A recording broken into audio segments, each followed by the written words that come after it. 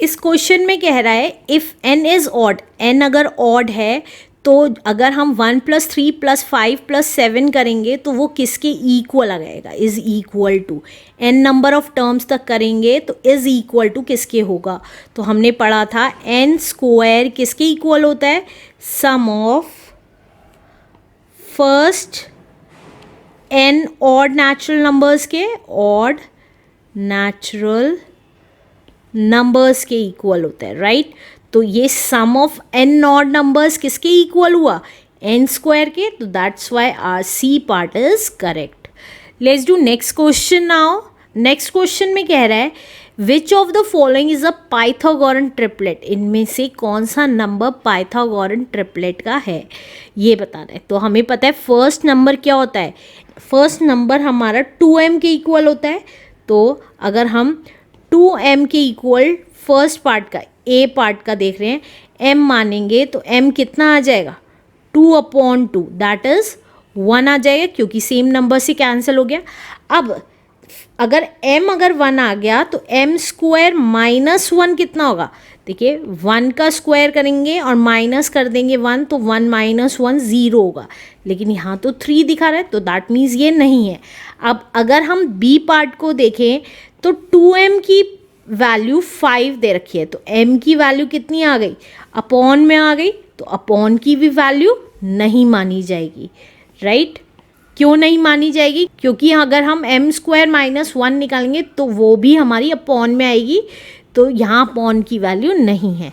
आप देखिए C part को अगर देखेंगे तो 2m की वैल्यू 6 दे रखी है, तो m कितना आ गया हमारा 6/2, दैट इज़ 2 1 ज़ा 2, 2 3 ज़ा 6, 3 आ गया।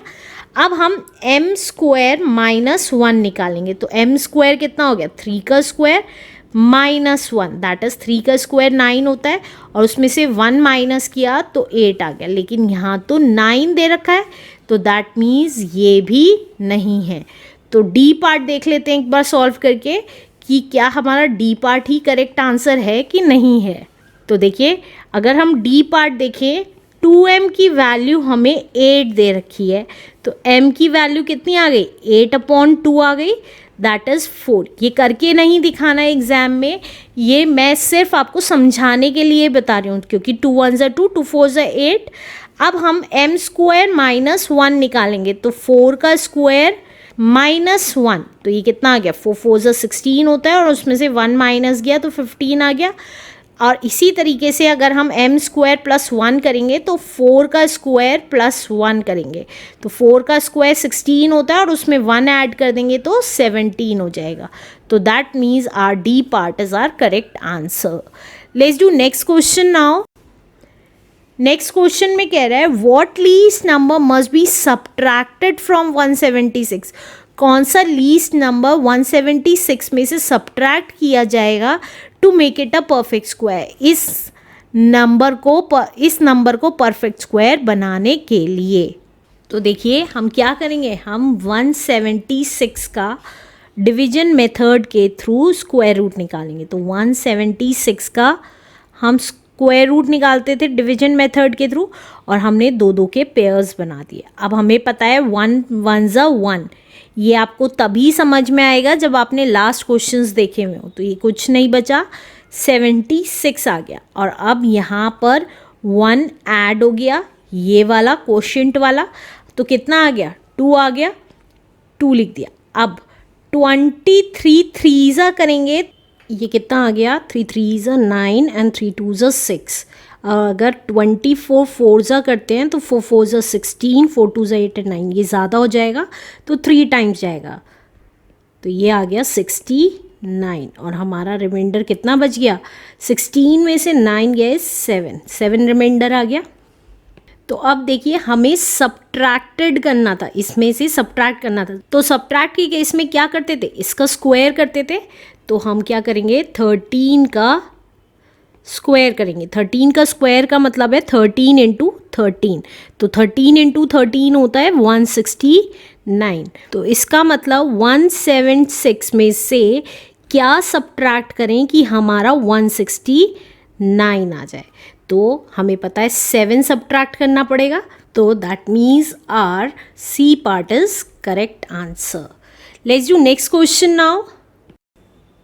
नेक्स्ट क्वेश्चन में कह रहा है what least number must be added. अब की बार हमें एडेड का केस देखना है. टू 526, 526 में कितना ऐड करेंगे to make it a perfect square. Perfect square बनाने के लिए तो 526 लिख लेते हैं. अब हम इसका डिवीजन मेथड के थ्रू स्क्वायर रूट निकालेंगे. तो दो दो के पेयर बनाए. अब देखिए 2 2 ज़ा 4 तो 1 बच गया. 26 ऊपर से आ गया और 2 यहाँ पे ऐड हो गया तो ये कितना आ गया 4 आ गया. अब 43 3 ज़ा करें तो ये कितना आ रहा है 3 3 ज़ा 9 एंड 3 4 ज़ा 12. ये ज़्यादा आ रहा है तो दैट मीन्स हमारा 2 टाइम्स जाएगा. तो ये कितना आ गया 2 2 ज़ा 4 2 4 ज़ा 8. तो रिमाइंडर कितना बच गया. तो इसका मतलब हमारा रिमाइंडर बच रहा है. लेकिन एडिशन के केस में क्या करते थे, इसमें 1 ऐड करते थे और उसका स्क्वायर निकालते थे. बड़ी वैल्यू एडिशन के केस में हम बड़ी वैल्यू निकालते थे. तो 22 में 1 ऐड किया तो ये कितना आ गया 23 आ गया और उसका स्क्वायर किया तो कितना आएगा 23 का स्क्वायर. तो देखिए 23 का स्क्वायर तो 3 3 ज़ा 9 3 2 ज़ा 6 2 3 ज़ा 6 2 2 ज़ा 4. तो ये आ गया 9 2 एंड 5.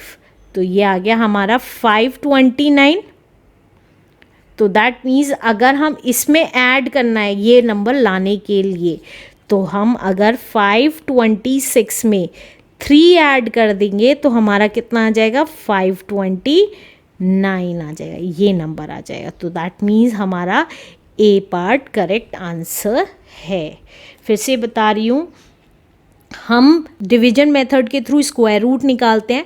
अब जो नंबर आता है एडिशन के केस में जो नंबर आता है उससे नेक्स्ट नंबर एक ऐड करके जो नेक्स्ट नंबर आता है उसका स्क्वायर कर लेते हैं और उसमें से ये वैल्यू माइनस करके देखते हैं तो हमें पता चल जाता है कि कितना ऐड करना है.